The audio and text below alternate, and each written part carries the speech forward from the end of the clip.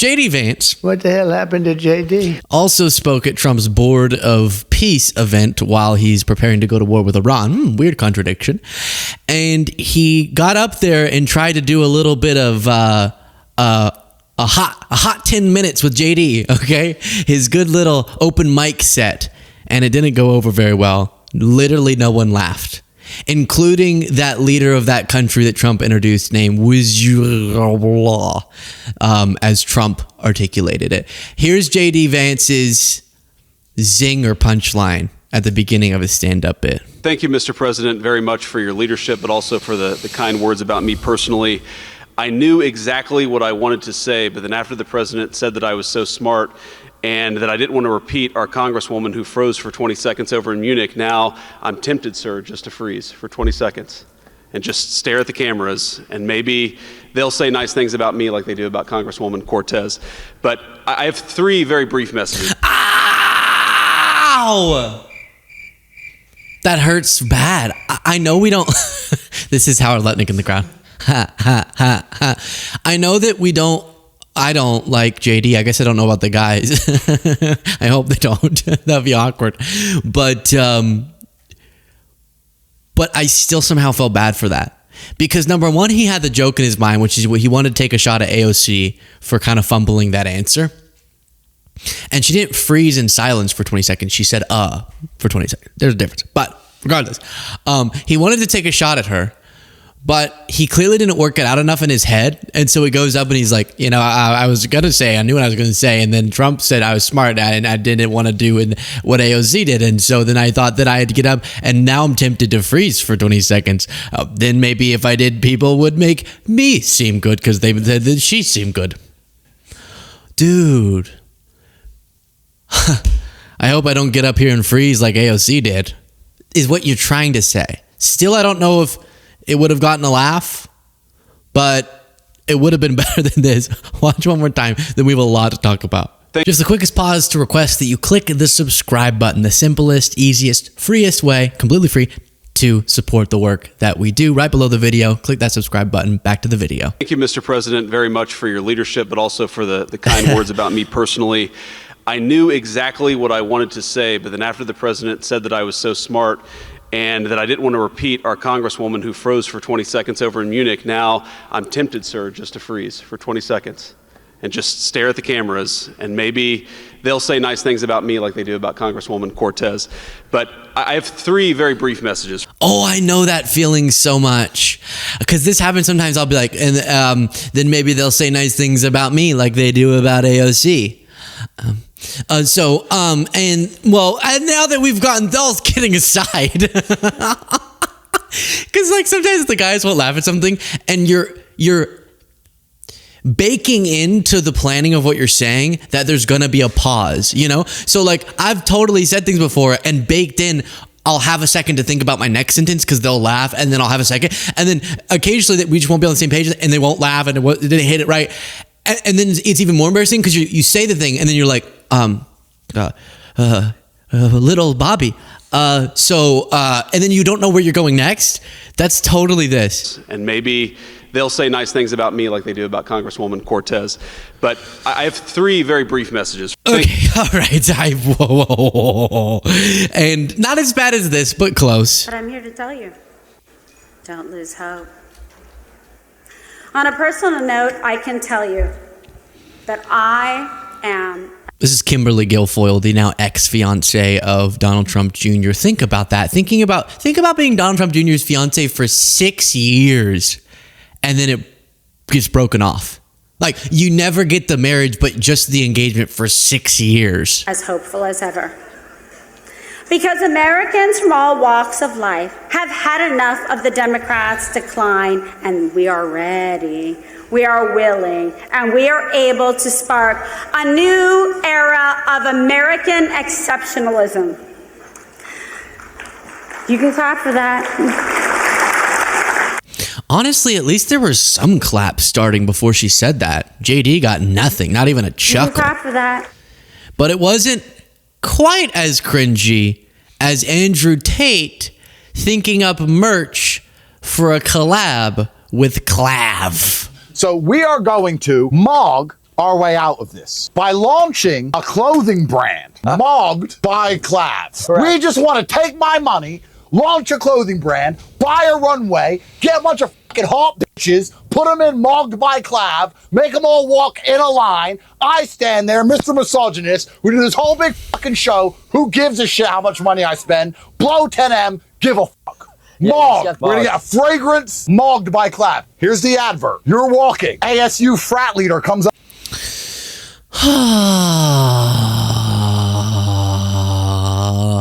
This is one of those maybe we give up type of moments. Maybe we give up. What did we do wrong societally that led to these two having any notoriety and wealth? There has to be something wrong with our system that the two of them, I don't know Clav's financial situation, but I'm sure he's making plenty of money, and that Andrew Tate's like $100 billionaire. There's something wrong that this is what some young men look up to. Can you imagine? Oh. Wait, not now. Wait, not now. I'm waiting for the merch to go live. Mocked by Clav. It's gonna sell out quick. Stop playing video games. Disconnect from the Wi-Fi. I need the best Wi-Fi to get mocked by Clav merch. It's about to drop. So JD Vance's little moment there wasn't quite as cringy as that. I think it was about as cringy as Link Lauren being brought on Fox News to be asked, why are so many people bisexual? Alphabet of acronyms. Joining me now is political influencer Link Lauren. Link, really good to see you. I should say now, so we say 1 in 4 are LGBTQ+, but the primary group there is bisexual. Everybody. Oh gosh. Sorry, wow, I'm in a tickled mood right now. I'm Will Kane, and today we are discussing the epidemic of bisexuality. We want to bring in our bisexual correspondent, Link Lauren. That is funny. Why are so many bisexuals? Because it's fun? Probably. I don't know. He's saying they're because then if you're a guy and you've only been dating girls, you get to hang out with hotties like Link. That's why. Bisexual. Well, it's great to be back with you, Will. When I see all of this data and such an increase in LGBTQ identification, I don't even know what half of this stuff is. I see some kids online, they're pansexual, polysexual, non-binary. What are these things you guys are just... I'm sure you see some of those people online, Link. I'm sure.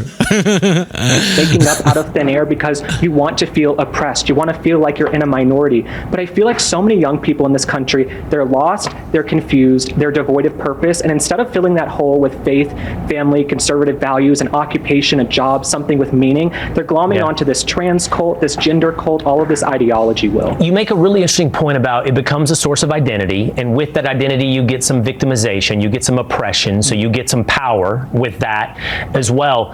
And I know you pointed this out as well, though. Did you know this, Link? We've talked about it. Sex among young people is on the decline. Young people are not having sex. And not for all of them. Mogged by Luke. Yet they're calling themselves bisexual. I really have a hard time adding those things together. Well, maybe they have bigger fish to fry. I think young people need to put the phones down, get off of TikTok sometimes, go out to a bar, make friends, get into trouble, make mistakes. Young people used to do that back in the day. I think what happens is these kids get indoctrinated on social media with films, television. There are doctors, there are teachers pushing all of this indoctrination. So there are doctors out there telling a kid, hey, you might be born in the wrong body. There are young girls getting surgeries because they're told they have gender dysphoria, right? There really is a... Indoctrination. Nah, that didn't ask. Sickness, which is why I'm so grateful to President Trump, this administration, for protecting young girls, women, and children. Imagine if Kamala... Really, Mr. Link?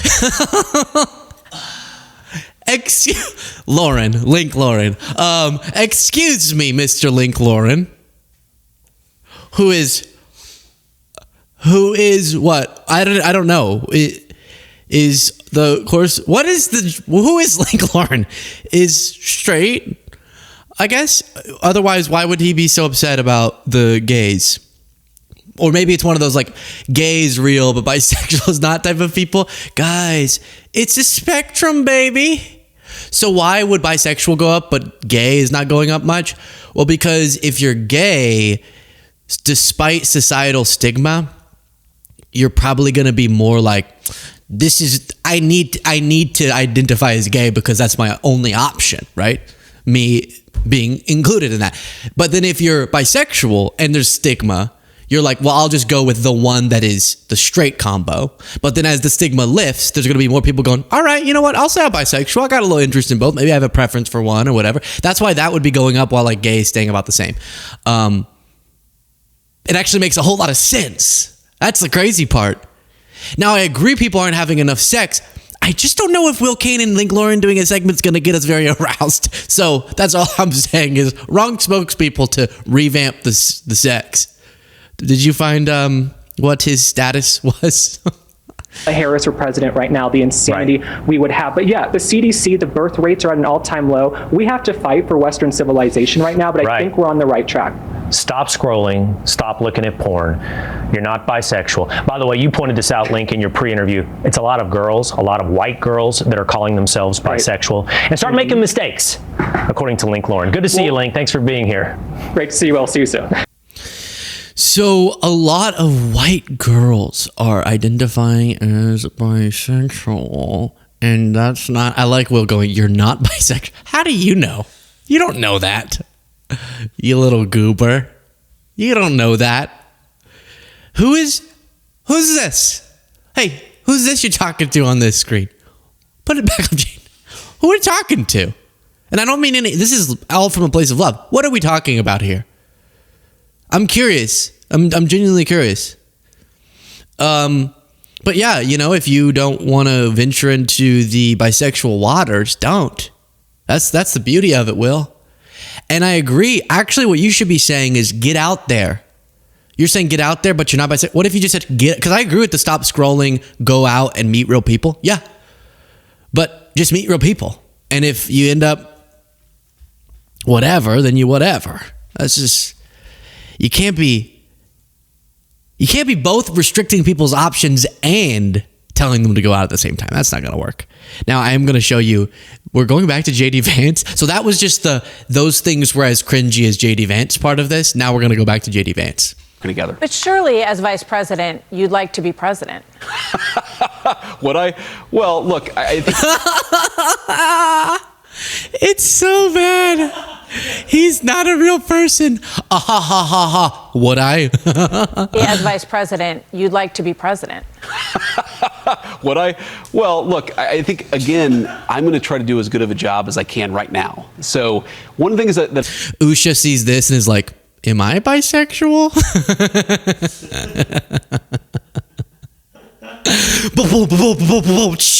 that I don't like about this question and this entire perspective is I've been in this job for all of a year.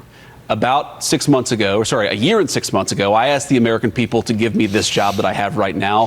Why don't I do as good of a job as I can in this job? We'll worry about the next job sometime in the future. Okay. He's so unlikable. Would I? Is not how normal people laugh. Just go like this, JD. Would I? I mean, all of you just went, oh my gosh, I love him. You see? I mean, it's easy. I could do it again. Ready? Would I? Or here's another one.